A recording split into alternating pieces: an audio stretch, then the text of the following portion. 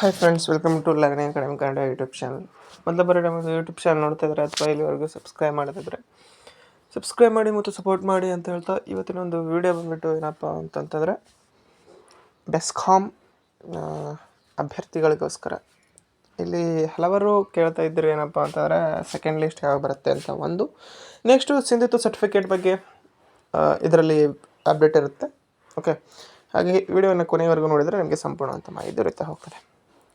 ಬೆಸ್ಕಾಮ್ ಅವ್ರ ಬಗ್ಗೆ ನಾನು ಒಂದೇ ಒಂದು ಕಂಪ್ಲೈಂಟ್ ಏನಪ್ಪ ಅಂತಂದರೆ, ನೀವು ಅಭಿಪ್ರಾಯವನ್ನು ಶೇರ್ ಮಾಡಿರಿ ಅಂತಂದರೆ ಒಬ್ಬರು ಸಹ ಅಂದರೆ ಇದರಿಂದ ಏನಾಗುತ್ತಪ್ಪ ಅಂತಂತಂದರೆ ಒಂದು ನಮಗೂ ಸಹ ವಿಡಿಯೋ ಮಾಡೋದಕ್ಕೆ ಇಂಟ್ರೆಸ್ಟ್ ಬರುತ್ತೆ, ಖುಷಿ ಆಗುತ್ತೆ ಸ್ನೇಹಿತರೆ, ಅಷ್ಟೇ. ಅದನ್ನು ಬಿಟ್ಟು ಬೇರೆ ಯಾವ ಉದ್ದೇಶವೂ ಇಲ್ಲ. ಹಾಗಾಗಿ ಈ ವಿಡಿಯೋ ನೋಡ್ತಾ ಇರುವಂಥ ಬೆಸ್ಕಾಮ್ ಅಭ್ಯರ್ಥಿಗಳು, ನಿಮಗೆ ನಮ್ಮೊಂದು ಯೂಟ್ಯೂಬ್ ಚಾನಲಿಂದ ಏನಾದರೂ ಉಪಯುಕ್ತ ಅನಿಸಿತ್ತು ಅಂತಂದರೆ ಖಂಡಿತವಾಗಿಯೂ ಸಹ ಏನಪ್ಪ ಅಂತಂದರೆ ಅಭಿಪ್ರಾಯವನ್ನು ತಿಳಿಸಿ ಈ ಒಂದು ಕಾಮೆಂಟ್ ಬಾಕ್ಸಲ್ಲಿ.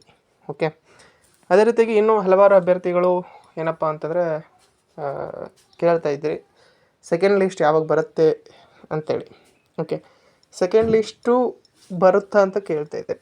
ಸೆಕೆಂಡ್ ಲಿಸ್ಟು ಯಾವುದೇ ಕಾರಣಕ್ಕೂ ಯಾವ ನಿಗಮದವರು ಸಹ ಬಿಡೋದಿಲ್ಲ ಸ್ನೇಹಿತರೆ. ಸೆಕೆಂಡ್ ಲಿಸ್ಟ್ ಯಾವಾಗ ಬಿಡ್ತಾರೆ ಅಂತಂತಂದರೆ ಆಫ್ಟರ್ ಕೌನ್ಸ್ಲಿಂಗ್ ಅಂತಂದರೆ ಈಗೇನು ನೆಕ್ಸ್ಟು ಫೈನಲ್ ಲಿಸ್ಟ್ ಬರುತ್ತೋ, ಫೈನಲ್ ಲಿಸ್ಟ್ ಬಂದಮೇಲೆ ಅವರಷ್ಟೇ ಸೆಲೆಕ್ಟ್ ಆಗ್ತಾ ಇದ್ದವರೆಲ್ಲರೂ ಏನಾಗ್ತಾರೆ ಅಂತಂತಂದರೆ ನೆಕ್ಸ್ಟು ಅವರು ಬ್ಯಾಕ್ಲಾಗ್ ಹುದ್ದೆಯೇ ಉಳಿತೇವೆ ಹೊರತು ಅವುಗಳನ್ನ ಯಾವುದೇ ಕಾರಣಕ್ಕೂ ಮತ್ತೆ ಸೆಕೆಂಡ್ ಲಿಸ್ಟ್ ಬಿಟ್ಟು ಅವ್ರನ್ನ ಸೆಲೆಕ್ಟ್ ಮಾಡಬೇಕೆಂಬ ಉದ್ದೇಶ ಅವರಿಗೆ ಇರೋದಿಲ್ಲ. ಓಕೆ, ಯಾಕಂತಂದರೆ ಈಗ ಆಲ್ರೆಡಿ ಪ್ರೊಸೆಸ್ ಕಂಪ್ಲೀಟ್ ಆಗಿರುತ್ತೆ. ಮತ್ತು ಒಂದು ಸ್ಟೆಪ್ ಬ್ಯಾಕ್ ಬರುವಂತಹ ಕೆಲಸ ಯಾವ ನಿಗಮದವರು ಮಾಡಲ್ಲ. ಓನ್ಲಿ ಅಲ್ಲಿ ಈಗೇನು ಸೆಲೆಕ್ಟ್ ಆಗಿದ್ದಾರಲ್ಲ 870ಕ್ಕೂ ಹೆಚ್ಚು ಜನ, ಅಷ್ಟು ಜನಕ್ಕೂ ಸಹ ಅವ್ರು ಏನು ಮಾಡ್ತಾರೆ ಅಂತಂದರೆ ಆದೇಶ ಜಾಯ್ನ್ ಲೆಟರ್ಸನ್ನು ಕೊಡೋದಕ್ಕೆ ಟ್ರೈ ಮಾಡ್ತಾರೆ. ಬಟ್ ಅಷ್ಟು ಜನನೂ ಜಾಯ್ನ್ ಆಗೋದಿಲ್ಲ. ಅದರಲ್ಲಿ ಕೆಲವು ಜನ ಬೇರೆ ಹುದ್ದೆಗೆ ಜಾಯ್ನ್ ಆಗಿರ್ತಾರೆ, ಕೆಲವು ಜನ ಬೇರೆ ಅದು ಇಂಟ್ರೆಸ್ಟ್ ಇರಲ್ಲ, ಹಾಗಾಗಿ ಜಾಯ್ನ್ ಆಗಲ್ಲ. ಹಾಗಾಗಿ ಮತ್ತು ಇನ್ನೂ ಕೆಲವರು ಡಾಕ್ಯುಮೆಂಟ್ಸ್ ಕರೆಕ್ಷನಲ್ಲಿ ಮತ್ತು ಡಾಕ್ಯುಮೆಂಟ್ಸ್ ರಾಂಗ್ ಇರ್ತವೆ. ಹಾಗಾಗಿ ಅಲ್ಲಿಯೂ ಸಹ ಹಲವಾರು ಅಭ್ಯರ್ಥಿಗಳು ಹೊರಗುಳಿತಾರೆ. ಈ ರೀತಿಯಾಗಿ ಏನಾಗ್ತದೆ ಅಂತಂತಂದರೆ ಅಲ್ಲಿ ಹುದ್ದೆಗಳು ಖಾಲಿ ಉಳಿದು ಬ್ಯಾಕ್ಲಾಗ್ ಹುದ್ದೆಗಳಾಗಿ ಉಳಿತವೆ. ಈಗ ಆಲ್ರೆಡಿ ಸರಿಸುಮಾರು ಒಂದು 60ರಿಂದ 70 ಹುದ್ದೆಗಳು ಬ್ಯಾಕ್ಲಾಗ್ ಹುದ್ದೆಗಳು ಈಗಲೇ ಉಳಿದಿದ್ದಾವೆ, ಸೆಲೆಕ್ಟ್ ಆಗಿಲ್ಲ ಅಭ್ಯರ್ಥಿಗಳು. ಓಕೆ, ಇದು ಸೆಲೆಕ್ಟ್ ಆಗದೆ ಇರುವಂಥ ಅಭ್ಯರ್ಥಿಗಳು ಯಾವಪ್ಪ ಅಂದರೆ PH candidate ex service menu, ಈ ಒಂದು ಹುದ್ದೆಗಳು ಮಾತ್ರ ಅಷ್ಟೇ. ಓಕೆ, ಎಲ್ಲ ಕೆಟಗರಿಯಲ್ಲೂ ಎಲ್ಲ ಅಭ್ಯರ್ಥಿಗಳು ಸಹ ಏನಾಗಿದ್ದಾರೆ ಅಂತಂದರೆ ಸೆಲೆಕ್ಟ್ ಆಗಿದ್ದಾರೆ ಸ್ನೇಹಿತರು. ಓಕೆ, ಅದೇನು ಬೇರೆ ವಿಷಯ ಅಂತ ಅಲ್ಲ. ಇನ್ನು ನೆಕ್ಸ್ಟ್ ಏನಪ್ಪ ಅಂತಂತಂದರೆ ನಿಮ್ಮ ಒಂದು ಸೆಕೆಂಡ್ ಲಿಸ್ಟು ಬರೋದಿಲ್ಲ. ಯಾರ್ಯಾರು ಬರುತ್ತೆ ಅಂತ ಅಂದ್ಕೊತಿದ್ದೀರೋ ಬರೋದಿಲ್ಲ. ಇನ್ನು ನೆಕ್ಸ್ಟ್ ಸಿಂಧುತ್ವ ಸರ್ಟಿಫಿಕೇಟ್ ಬಗ್ಗೆ. ಸಿಂಧುತ್ವ ಸರ್ಟಿಫಿಕೇಟು ಯಾರು ಯಾವಾಗ ಮಾಡಿಸ್ಬೇಕು ಅಂತಂತಂದರೆ, ಸಿಂಧುತ್ವ ಸರ್ಟಿಫಿಕೇಟ್ ಬಗ್ಗೆ ಯಾಕೆ ವೀಡಿಯೋ ಮಾಡ್ತಾ ಇಲ್ಲ ನಾನು ಅಂತಂತಂದರೆ, ಇವೆಲ್ಲ ಸಿಂಧುತ್ವ ಸರ್ಟಿಫಿಕೇಟ್ ಆಗಿರ್ಬೋದು, ಡಾಕ್ಯುಮೆಂಟ್ಸ್ ಆಗಿರ್ಬೋದು, ಇದೆಲ್ಲವನ್ನು ನಿಮಗೆ ಕೇಳುವಂಥದ್ದು ಆಫ್ಟರ್ ಫೈನಲ್ ಲಿಸ್ಟ್ ಬಂದ ನಂತರವೇ ಕೇಳ್ತಾರೆ.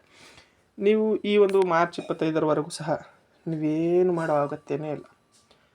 ಈಗ ನೀವು ಸಿಂಧುತ್ವ ಸರ್ಟಿಫಿಕೇಟ್ ಮಾಡಿಸೋದಕ್ಕೂ ಬರಲ್ಲ. ಫಸ್ಟ್ ಆಫ್ ಆಲ್ ಮಾಡಿಸ್ಬೇಕು ಅಂತ ಹೋಗಿದ್ದರೆ ನಮ್ಮದು ಬೇಗ ಮಾಡಿದರೆ ಬೇಗ ಕಂಪ್ಲೀಟ್ ಆಗುತ್ತೆ ಅಂತ ಅಂದ್ಕೊತೀನಿ. ಬಟ್ ಇಲ್ಲ, ಸಿಂಧುತ್ವ ಸರ್ಟಿಫಿಕೇಟ್ ಮಾಡಿಸ್ಬೇಕು ಅಂತಂದರೆ ನೀವು ಫೈನಲ್ ಲಿಸ್ಟಲ್ಲಿ ಇರಬೇಕು. ಫೈನಲ್ ಲಿಸ್ಟಲ್ಲಿ ಇದ್ದವರು ಮಾತ್ರ ಸಿಂಧುತ್ವ ಸರ್ಟಿಫಿಕೇಟನ್ನು ಮಾಡಿಸೋಕ್ಕೆ ಬರ್ತದೆ. ಹಾಗಾಗಿ ನೀವು ಫೈನಲ್ ಲಿಸ್ಟ್ ಬಿಡೋವರೆಗೂ ಸಹ ಯಾರೂ ಸಹ ಸಿಂಧುತ್ವ ಸರ್ಟಿಫಿಕೇಟನ್ನು ಮಾಡ್ಸೋಕ್ಕೆ ಬರಲ್ಲ, ಮಾಡ್ಸೋಕ್ಕೂ ಸಹ ಹೋಗಬೇಡ್ರಿ.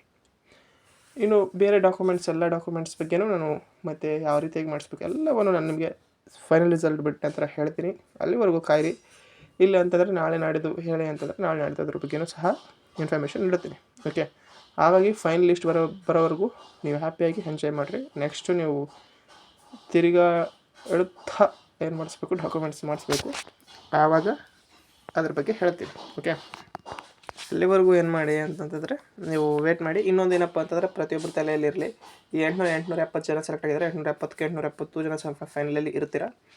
ಆಕ್ಷೇಪಣೆಗಳು ಸಲ್ಲಿಸಿದರೆ ಮಾತ್ರ ಚಾನ್ಸ್ ಆಗ್ತೀರ. ಆಕ್ಷೇಪಣೆ ಸಲ್ಲಿಸಿದ್ರೂ ಈಗ ಆಲ್ಮೋಸ್ಟ್ ಸೇಮ್ ಕಟ್ ಆಫ್ಗಿಂತ ಕಡಿಮೆ ಇದ್ದವ್ರು ಯಾರೂ ಸೆಲೆಕ್ಟ್ ಆಗಲ್ಲ.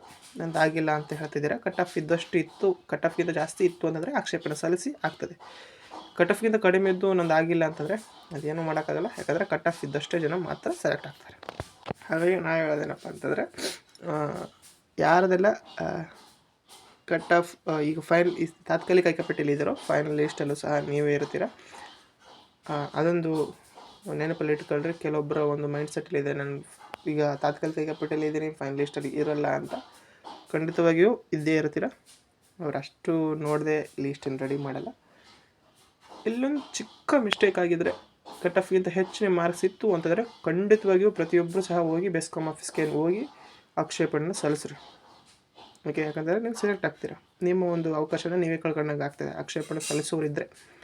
ಇಲ್ಲ ಅಂತಂದರೆ ಓಕೆ 25ರವರೆಗೂ ಅವಕಾಶ ಇದೆ. 25ರ ನಂತರ ಫೈನಲ್ ಲಿಸ್ಟ್ ಬರುತ್ತೆ. ಬಂದ ನಂತರ ನಾವು ಮಾತಾಡ್ತಾ ಹೋಗೋಣ ಅಂತ ಹೇಳ್ತಾ, ಇದು ಇವತ್ತಿನ ವಿಡಿಯೋ ಸ್ನೇಹಿತರೆ. ವಿಡಿಯೋ ಇಷ್ಟ ಆಯಿತು ಅಂತಂದರೆ ಲೈಕ್ ಮಾಡಿ, ಶೇರ್ ಮಾಡಿ ಮತ್ತು ತಪ್ಪದೇ ಸಬ್ಸ್ಕ್ರೈಬ್ ಮಾಡಿ ಅಂತ ಹೇಳ್ತಾ ವಿಡಿಯೋ ಇಷ್ಟ ಆಗಿದೆ.